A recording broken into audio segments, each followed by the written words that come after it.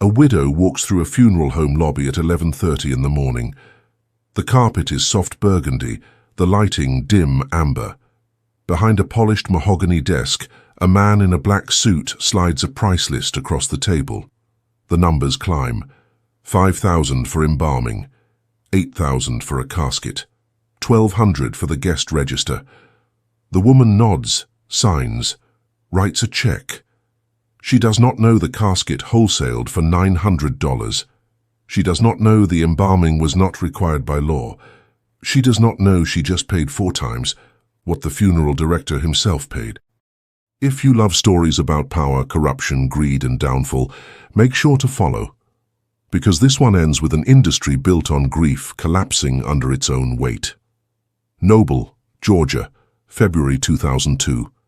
The air smells of wet pine and rot. An Environmental Protection Agency inspector walks through woods behind a white clapboard building. He pushes aside branches, sees a shed, opens the door. Inside are bodies, dozens of them, stacked like cordwood, decomposing in vaults, scattered in the underbrush. 339 human corpses dumped on the property of Tri-State Crematory, a business that had been paid to cremate each one. Families had been given bags of concrete dust. They buried the dust. They mourned over the dust. The bodies were left to rot in the Georgia woods. This is not where the story begins. It begins 20 years earlier in the 1980s, when dying in America became a commodity and funeral directors learned that grief was the perfect sales environment. The system was simple. Families arrived at funeral homes in shock. A loved one had just died. The body needed disposition. The funeral director, dressed in somber tones, speaking in hushed voice, presented options. But not all options. Not the cheapest ones. Not the ones that did not generate profit. The funeral director worked from something called a general price list, required by the Federal Trade Commission since 1984 under the funeral rule. The rule said consumers had the right to itemized pricing, the right to refuse embalming, the right to buy a casket from any source. The rule said funeral homes could not lie, could not bundle services into packages that hid true costs, could not require purchases that were not legally necessary. The rule said all of this. Funeral homes ignored most of it. Start with caskets. A casket that wholesaled for $800 retailed for $4,000, sometimes $5,000. Sometimes more. Markups ranged from 200% to 1,000%. Funeral directors told families the casket protected the body, preserved it, honored it. None of this was true. A casket does not stop decomposition. State law in most jurisdictions did not require a casket for cremation. Funeral directors sold them anyway, claiming it was necessary, claiming it was tradition, claiming it was what the deceased would have wanted. Families, sitting in dim offices with grief clouding judgment, signed. Embalming was the second lever. Embalming is the process of replacing blood with formaldehyde to delay decomposition. It is not required by law except in specific circumstances, such as transporting a body across state lines or holding a public viewing after several days. Funeral directors presented embalming as mandatory.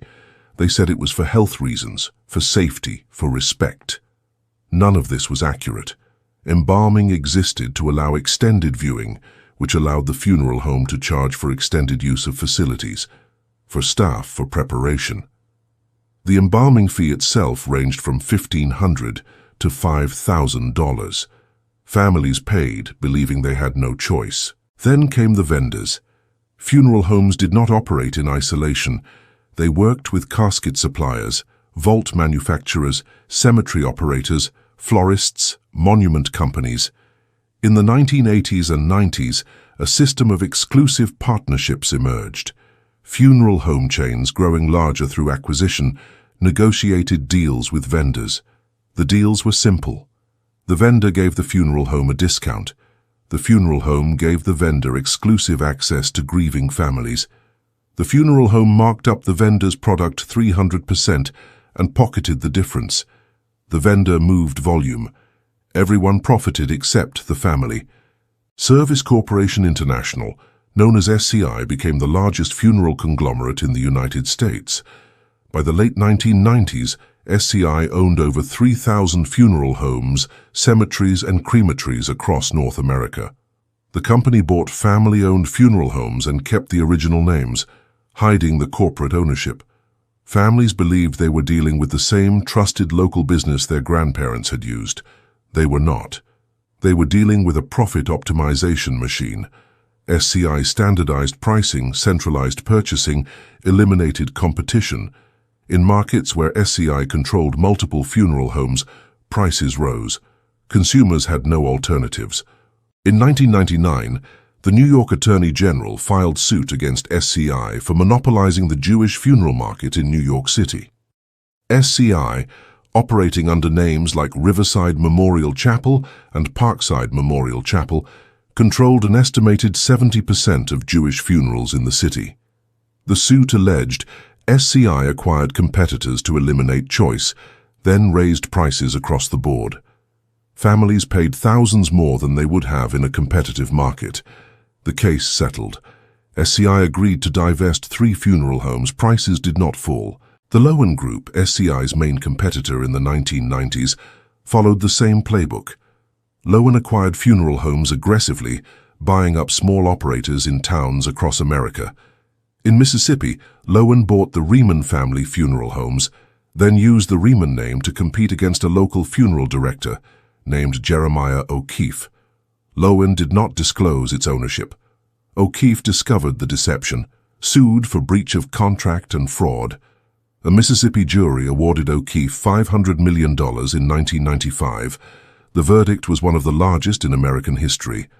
Lowen settled for $175 million and continued acquiring funeral homes. The Federal Trade Commission, tasked with enforcing the funeral rule, conducted inspections.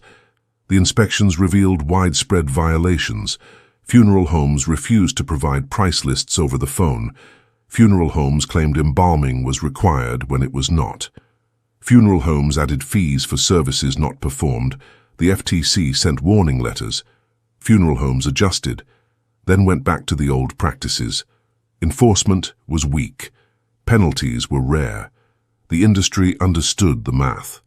The profit from one deceptive sale outweighed the risk of a fine. Cemeteries operated under even less oversight. The funeral rule applied only to funeral homes, not cemeteries.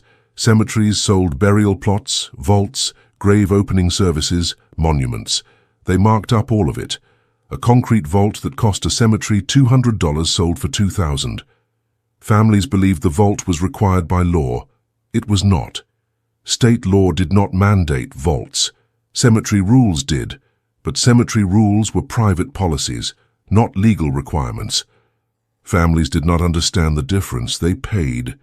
Some cemeteries ran referral schemes with funeral homes. A cemetery would pay a funeral director a fee for every family referred. The fee ranged from $50 to $500 per referral. The funeral director steered families to the cemetery, presenting it as a trusted partner, a place of dignity, a final resting place their loved one deserved. The family bought a plot. The funeral director collected the kickback. The cemetery raised prices to cover the kickback cost. The family never knew. Cremation became more popular in the 1990s. It was cheaper than burial, faster, required less land.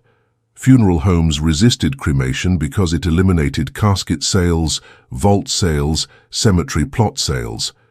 To preserve profit, funeral homes added fees. They charged for transportation to the crematory, for storage before cremation, for the cremation itself, for a temporary urn, for permits, for paperwork. A direct cremation, with no service, no viewing, no casket, cost a consumer $300 to $500 if purchased directly from a crematory. The same cremation, purchased through a funeral home, cost $2,000 to $4,000. The funeral home marked up a service it did not perform, outsourced to a third-party crematory, and collected the difference. This is where Noble, Georgia returns to the story. Tri-State Crematory, run by Tommy Marsh and later by his son Ray Brent Marsh, served funeral homes across Georgia, Tennessee, and Alabama. Funeral homes paid Tri-State to cremate bodies. Tri-State gave the funeral homes ashes. The funeral homes gave the ashes to families. For years this worked. Then something changed. Ray Brent Marsh stopped cremating bodies. He dumped them instead. Exactly why remains unclear. Marsh never explained. During his guilty plea in 2004, he said he could not give answers. Investigators found 339 bodies on the property. Some had been there for years. The cremation oven at Tri-State was tested and found to be in working order, though later examinations revealed faults. Marsh's defense attorneys suggested mercury poisoning from dental amalgam in cremated bodies damaged his brain. Testing showed elevated mercury levels. The court did not find this persuasive. Marsh was charged with 787 felony counts, including theft by deception, abuse of a corpse and fraud. He faced thousands of years in prison. He pleaded guilty. He was sentenced to 12 years.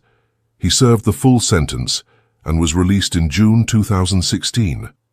The families, almost 1,700 of them, filed class action lawsuits against Tri-State and the funeral homes that had used the crematory.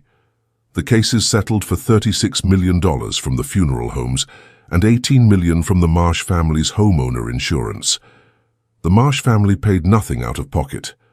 The property where the bodies were found was placed under a conservation easement and remains inaccessible to the public. The Tri-State scandal exposed a broader failure. Funeral homes that sent bodies to Tri-State never inspected the facility. They never verified cremations were occurring. They trusted the process because the process was profitable. Georgia law allowed crematories that dealt only with funeral homes to operate without a license, without inspection, without oversight. After Tri-State, Georgia tightened regulations. Other states followed, but enforcement remained inconsistent. The Tri-State case was not unique.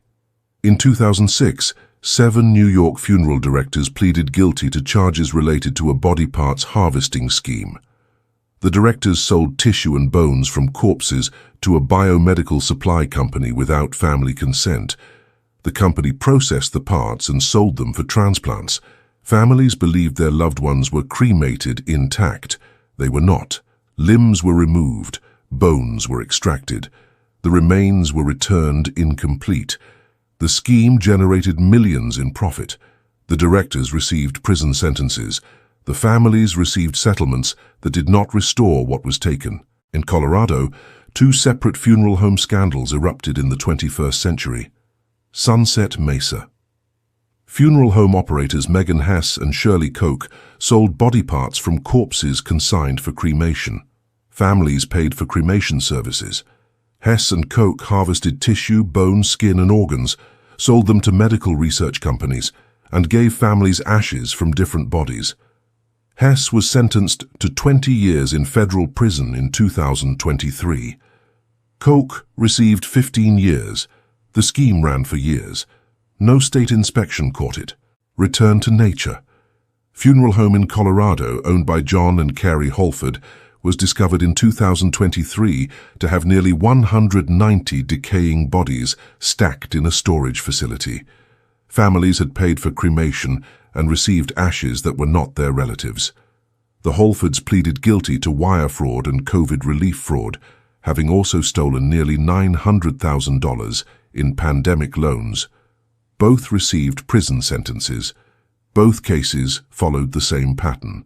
Families trusted the funeral home. The funeral home exploited that trust. Regulators did not inspect until disaster forced intervention. Prepaid funeral fraud became another avenue. Consumers, trying to spare their family's future expense, purchased prepaid funeral plans. They paid thousands of dollars up front, often into trust accounts supposedly protected by state law. Funeral home operators embezzled the funds. When the consumer died, the funeral home claimed the money was gone, the trust was empty, the family owed full price. In Connecticut, funeral home owner Philip Pietrus was arrested in 2025 on 80 counts of fraud and theft, accused of stealing over $81,000 from prepaid accounts and using the money to gamble. In Michigan, A funeral director was charged with embezzling prepaid funds and failing to perform contracted services. In Oklahoma, a director pleaded guilty to embezzlement and violating prepaid funeral contract law. The pattern repeated across states. Weak regulation, minimal oversight, and delayed detection allowed operators to steal for years before prosecution. Service Corporation International faced renewed scrutiny in 2024 when California Attorney General Rob Bonta filed suit alleging SCI misled consumers about prepaid funeral trusts, failed to provide full refunds when plans were cancelled, and engaged in deceptive marketing. The suit sought penalties and restitution.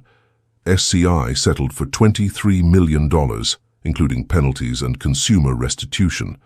The settlement did not admit wrongdoing. SCI continued operations without structural changes. The Federal Trade Commission in January 2024 conducted its first undercover phone sweep of funeral homes nationwide. FTC investigators called funeral homes posing as consumers and asked for pricing information. The funeral rule requires funeral homes to provide accurate pricing over the phone. 39 funeral homes failed. Some refused to provide prices, others gave incomplete information, others quoted inconsistent prices for identical services. The FTC sent warning letters. No fines were assessed. No licenses were revoked. The investigation revealed what consumer advocates had argued for decades. The funeral rule, while well-intentioned, lacked enforcement teeth. The broader economic structure of the industry reinforced deceptive practices. Funeral homes operated on a model where the majority of revenue came from merchandise markups, not service fees. A funeral home could charge $1,500 for conducting a service, but that barely covered overhead. The profit came from selling a $4,000 casket that cost $800, a $3,000 vault that cost $400, a $1,200 urn that cost $75. Without the markup, the business model collapsed. This created a perverse incentive. Funeral directors, to remain profitable, had to sell merchandise, had to upsell, had to present expensive options as necessary or traditional or expected. Directors who offered cheaper alternatives, who disclosed true costs, who allowed families to source caskets online, lost revenue and market share. Honest practices became financially punishing. Consolidation accelerated the problem.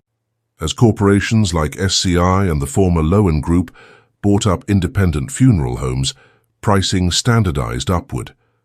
Local competition disappeared. Families in small towns had one funeral home owned by a distant corporation, charging prices set by algorithms optimized for profit. The funeral home kept the old family name on the sign, kept photos of the original owners on the wall, kept the appearance of local trust. Families did not know they were dealing with a multinational conglomerate. They paid corporate prices for what they believed was a hometown business. The funeral rule, passed in 1984, was amended in 1994 but remained largely unchanged since. Consumer groups pushed for stronger rules. They wanted funeral homes to post prices online, to disclose corporate ownership, to face meaningful penalties for violations. The industry lobbied against these changes. The FTC moved slowly. In 2022, the FTC proposed updates requiring funeral homes to list prices on websites. As of 2025, the rule update remained under review. Implementation timelines were uncertain. Funeral homes continued operating under the old rules. The emotional vulnerability of consumers made the funeral industry uniquely resistant to market correction. In most industries, informed consumers comparison shop, negotiate, demand transparency. In the funeral industry, consumers arrive in crisis. A loved one is dead. Decisions must be made immediately. The body must be moved, preserved, buried, or cremated within days. There is no time to research, no energy to question, no leverage to negotiate. The funeral director holds all the cards. The consumer holds grief. This asymmetry made the industry functionally immune to normal consumer protections. Rules existed, Enforcement was weak. Violations were common. Families paid. This is the system Ray Brent Marsh operated within. Tri-State Crematory accepted bodies from funeral homes that trusted the process because questioning the process threatened profit. Marsh stopped cremating but continued collecting fees. Funeral homes stopped inspecting but continued billing families. The system tolerated Marsh's fraud because the system itself was structured around opacity. When the bodies were discovered, the industry expressed shock, called Tri-State an outlier, promised reforms. But Tri-State was not an outlier. Tri-State was an extreme example of an industry that had long prioritized profit over integrity, convenience over transparency, and exploitation over service. The aftermath of Tri-State, of Sunset Mesa, of Return to Nature, of countless prepaid fraud cases, followed the same pattern. Public outrage, media attention, regulatory promises, lawsuits, settlements. Then silence. Funeral homes continued marking up caskets. Cemeteries continued requiring vaults. Corporations continued buying local businesses and hiding ownership. The FTC continued issuing warning letters without imposing penalties. Families continued paying thousands more than necessary because they did not know they had a choice. The economic reality was stark. A funeral in the United States as of 2025 averaged $7,000 to $12,000. A direct cremation, bypassing the funeral home and going directly to a crematory, cost $300 to $800. The difference, $6,000 to $11,000, represented markup, unnecessary services, and fees designed to maximize revenue from families at their lowest point of leverage. Some families could afford it. Many could not. Debt accumulated. Credit cards were maxed. Payment plans stretched for years. Families who could not afford a funeral sometimes left bodies unclaimed at hospitals or medical examiner offices, where the state handled disposition at taxpayer expense. The funeral rule was supposed to prevent this. It did not. The rule assumed consumers could make informed decisions if provided accurate information, but information was not the problem. Leverage was. A family sitting in a funeral home office, staring at a price list with a body in the next room and relatives arriving for a service in 3 days, did not have leverage. They had desperation. The funeral director knew this. The industry knew this. The system was built on this. Some states attempted reforms. California passed laws requiring funeral homes to disclose corporate ownership and to provide clearer pricing. New York required cemeteries to register with the state and submit to inspections. Georgia, after Tri-State, mandated licensing and inspection of all crematories. These reforms helped at the margins. They did not dismantle the fundamental structure. Funeral homes still marked up merchandise.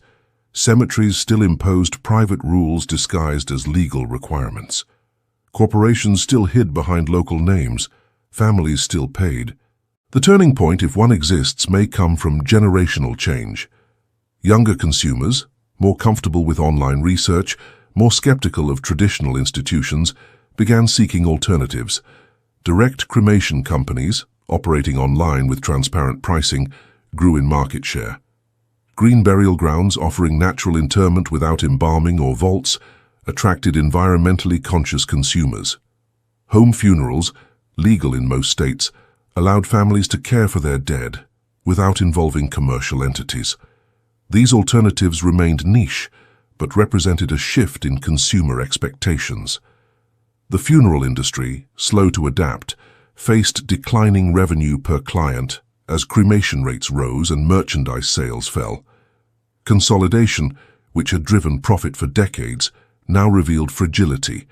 Corporations that had borrowed heavily to acquire funeral homes found themselves over-leveraged as consumer preferences changed. Service Corporation International, still the largest player, reported declining profit margins in the early 2000s.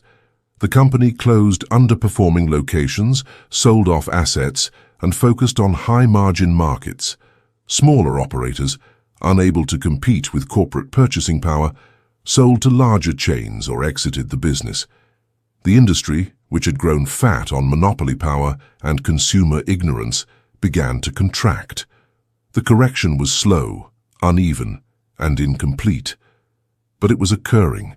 The question remains whether the industry will reform or collapse. Reform requires transparency, enforcement, and accountability. Transparency means publishing real costs, disclosing ownership, and explaining what is legally required versus what is optional. Enforcement means regulators with resources, authority, and will to penalize violations. Accountability means industry leaders facing consequences for systemic deception, not just isolated bad actors. None of these exist in meaningful form as of 2025. Collapse, by contrast, requires only continued consumer distrust and viable alternatives. If families stop trusting funeral homes, stop believing the sales pitch, stop paying inflated prices, the industry contracts. If direct cremation, green burial, and home funerals capture significant market share, traditional funeral homes lose revenue. If corporations leveraged with debt cannot service that debt, they default. The funeral industry, built on a foundation of grief and opacity, may prove unsustainable in an era of information and skepticism. The story that began with a widow signing a check in a dim funeral home office ends with an industry at a crossroads. The system that made death a guaranteed revenue stream worked for decades because consumers had no choice, no information, no leverage. That is changing, not quickly, not everywhere, but changing. The bodies in the Georgia woods, the stolen ashes, the embezzled trust funds, the monopolized markets, the 1,000% markups, all of it revealed an industry that had long operated in shadow. The light, when it finally arrived, showed an empire built on exploitation.